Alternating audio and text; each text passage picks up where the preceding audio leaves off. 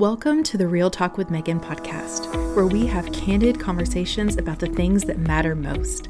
I'm your host, Megan, and we're going to deep dive into the topic of mental health. In a world where we're constantly pressured to perform, achieve, and excel, it's easy to neglect our mental health.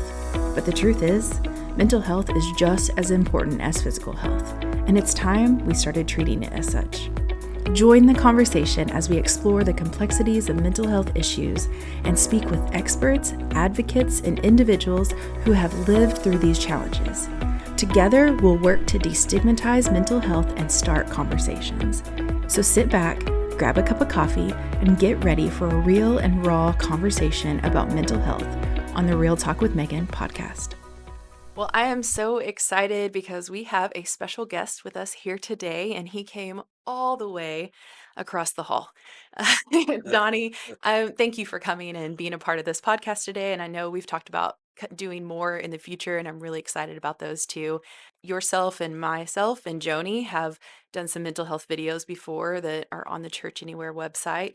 Tell everybody a little bit about yourself. They don't really know you, so share a Well, little bit. I'm excited to be here with you today, Megan. Thanks for inviting me across the hallway. Absolutely. What I do here at the church, my title is a care pastor. And when I first came here about 9 years ago, when they told me that, I wasn't real sure what that meant.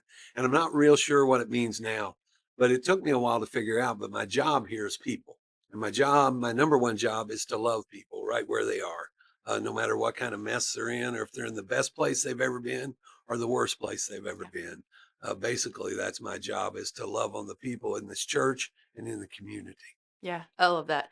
I think you've been a big inspiration for me to do what I'm doing about mental health. I know you've helped me. We walked through a lot of things together. So Just a few. just a few. So that's why I'm excited to get some of your insight. But today we're going to learn a little bit about your story, hear about how you came to find Christ and what a radical change that was. I know the first time I ever heard your story, I was like, what? Like I couldn't put two and two together because I didn't know the old you. So I've only seen, I wish I didn't know the old me. well, yeah, but I think it will relate with a lot of people. So I'm excited for our listeners to hear a little bit more about, how you came to even where you're at now and what you're doing here at the church. So if you just want to share kind of a snippet of your story and how you got to this place. Sure, I'd be glad to. I'll tell you what, I'm going to start when I was a boy, but I promise I'll go fast. This won't be all 64 years of my life, okay? Hang on, here we go. Yeah, here we go. Get a good, comfortable seat and a nice drink. There you go. But my oldest memory in my life, my very oldest memory, is laying in my bed at night, listening to my mom and dad pray for me out loud. I mean, they were the perfect Christian mother and father a boy could ever ask for. I mean, they loved me beyond all measure.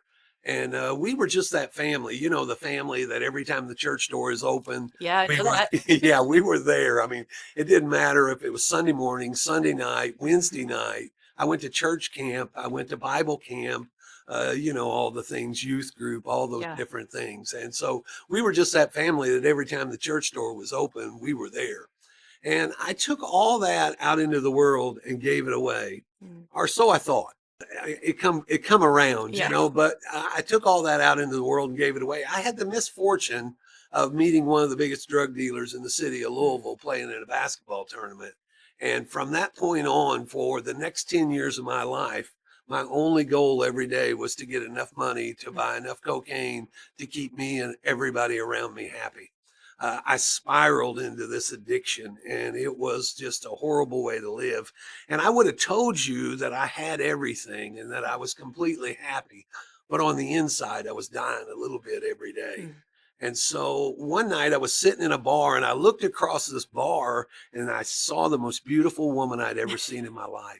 And after being with her now for 40 years, she's still the most beautiful woman I've ever met in my life or seen. Yeah.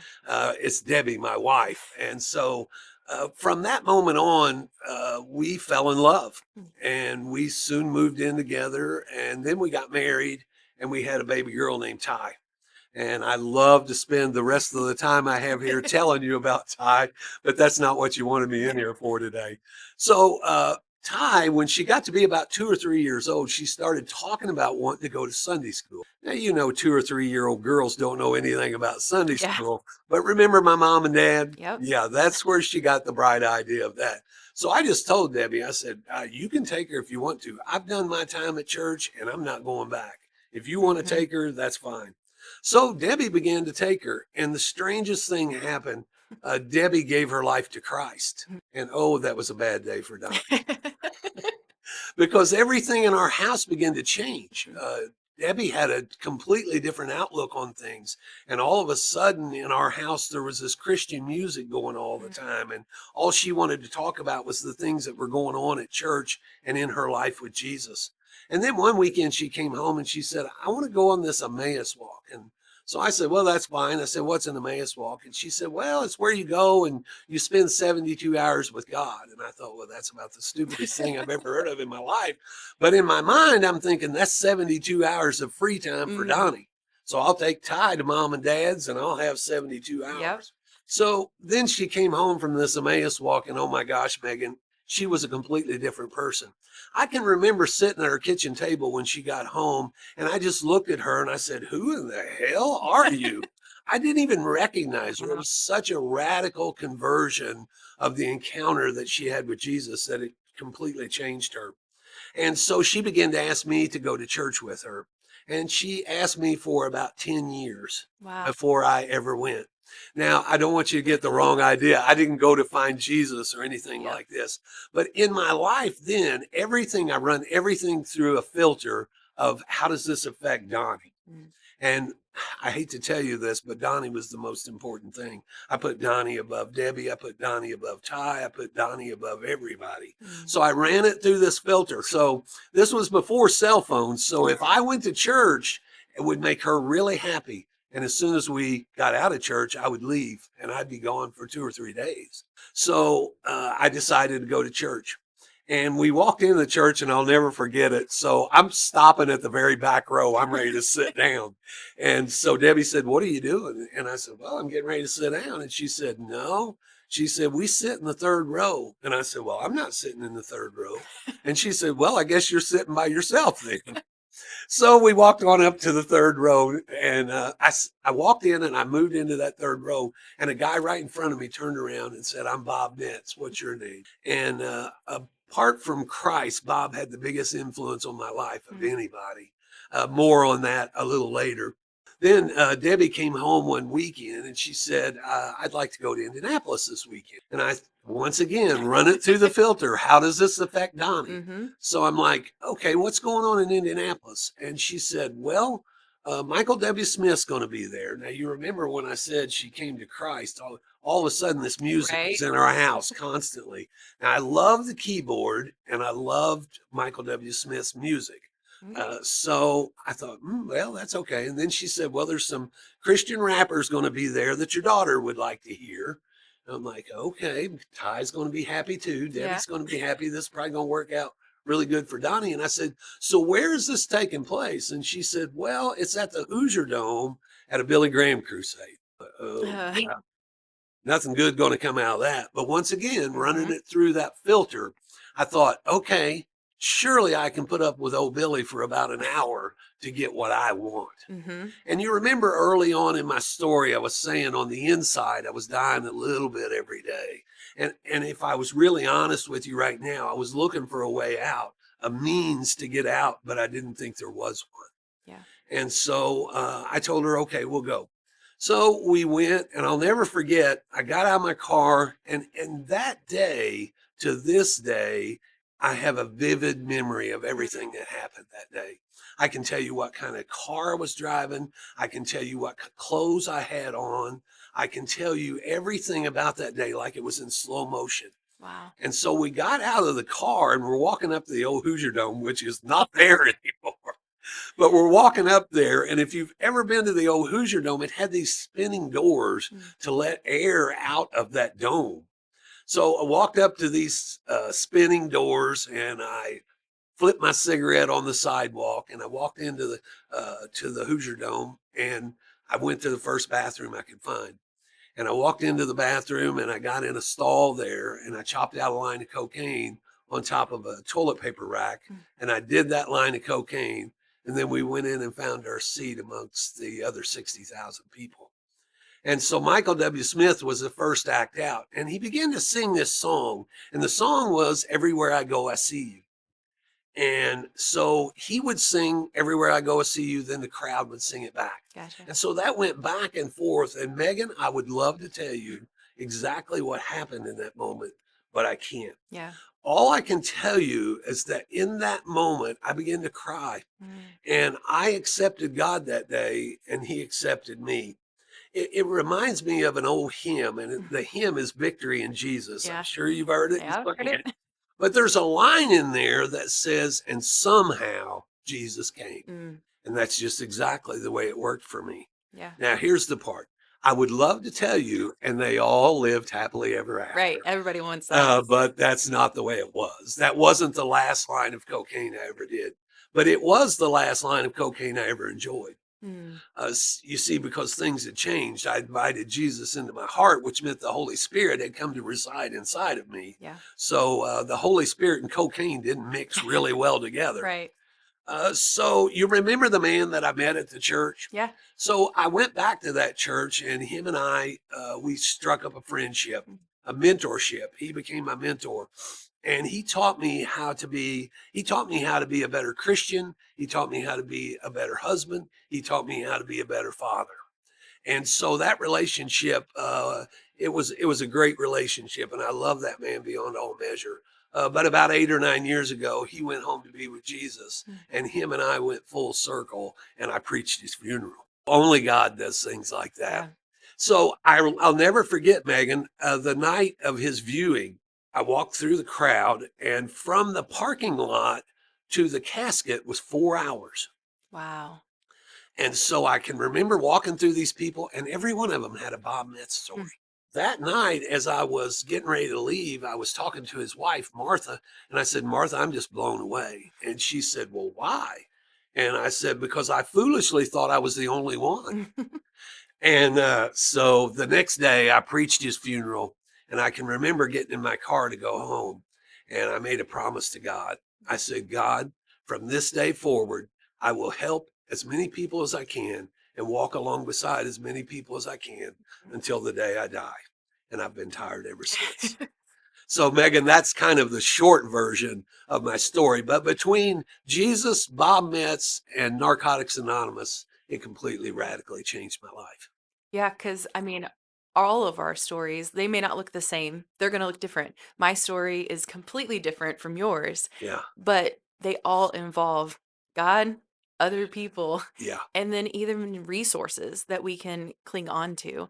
So it's not just like you pray it and everything just Yeah. is all better. Like you said, that's not how it works. No, it isn't. It takes some hard work. In Ephesians chapter 3, verse 20, it says that God will do exceedingly abundantly more than we could ever ask or imagine. And I think as I told my story, that scripture just kept running through my mind, because that's the truth. But you said something just now. I've never known a man or woman come to Christ that there wasn't somebody that came along beside them and helped them and steadied them as they walked along. Absolutely. I mean, that's so important. We're not meant to do life by ourselves. And that's one thing I talk about a lot here on the podcast is like mental health and different struggles that we have make us feel so isolated, make us feel like we are the only person struggling. Yeah. Almost like you felt like you were the only person that Bob ever mentored. Exactly. And so we do that in so many different areas, but we have to realize like we are meant to do life together. People that I've talked to that were struggling with anxiety or depression, they felt like they were the only ones that had ever felt that way. They thought they were the exception to the rule, that grace was for everybody else. But in reality, grace is for all of us. Right. Because grace is the most important thing on the planet. Yeah. And I think one thing I love about your story too, I mean, there's so many things, just seeing God work through you and other people walk right beside you, but is just that he met you exactly where you were. Yeah. It wasn't you got cleaned up and then you came and found Christ. Well, the really fascinating part of the thing is Bob Metz was so involved in jail and prison ministry. And so that's all he wanted to talk about with me. And so here I am. I've been trying to stay out of jails and prisons all my life. That was the last thing I wanted to hear about. But it was so bizarre. Everybody that I met from Bob Mm. were all involved in jail and prison ministry. So I think I was destined Yeah. to become involved myself. And now that is my cause. That's Mhm. my passion. I'm known as an old jailhouse preacher. And so for that to happen, it's amazing how God works and works those things out. Yeah, it's so cool to see that and see all the lives that you are impacting even today, just because of making it almost like that vow of, I want to help as many people as I can. And you've done that. And I think you continue. I don't think you'll ever stop. Well, I hope not, because Yeah, I made that promise till the day that's I very die. true. So, but the thing of it is I want everybody to hear too. It doesn't mean you won't be tired on Hmm. this earth, but there is always Yep. this hope for each and every person that you encounter, that they can find what you've found and Yeah. have the peace and the joy that you have. Yeah. That's awesome. I love that. Is there anything else you want to add into that? Well, once again, I just want to say thank you for having me on Absolutely. here today. I'm not a podcaster Now you by are. grade, but now maybe I am. But I also want to just emphasize mental health Yep. and how important it is, Mm. and that it's okay to ask for help. Absolutely. That's the most important thing, is realizing you have a problem and seeking out someone who can Hmm. help you. And you mentioned earlier, you and I have had hours and hours and hours of Yeah. conversations about mental health. Hmm. And I'm so proud of you and the work that you're doing now to further your ministry in that area. Thank you. So that's exciting to I me. appreciate that. It's pretty cool when I know that people are walking down this hall to see me and you, Hmm. and we're so unqualified, but through Christ, we Absolutely. can do all things, right? Yeah, that's awesome. Yeah, and the last thing, just before we jump off here, I just want to say, if you're listening to this and anything resonated with you, whether you're struggling with mental health issues and struggling with feeling isolated, or you're alone, or feeling that way, or even like with addiction, like please reach out to someone. That's my biggest, I think, action I ask for every time is reach out to someone, talk to someone, ask for help. If you don't have anyone, my email is connected on the show notes. So go and email me and we can get you resources and connected to someone. That's what I would just encourage you How to can do. someone see those mental health Mental videos, health Megan? videos, yeah, I'll have it linked in the show notes as well. And you can go to churchanywhere.us/we care. And it has a bunch of mental health resources alongside those videos as well, which will talk a little bit more in depth and really just start those conversations, which I love those and I love what they've been able to do for people. It's been Me really too. cool to see. Yeah. Well, awesome. Thank you so much, Johnny. I've appreciated you being a part of this. And I know that we will have many more to come, and Joni's coming up soon too. And I love just sitting down and talking with you guys. It's great. Thanks for listening to Real Talk with Megan. Remember, you are not alone.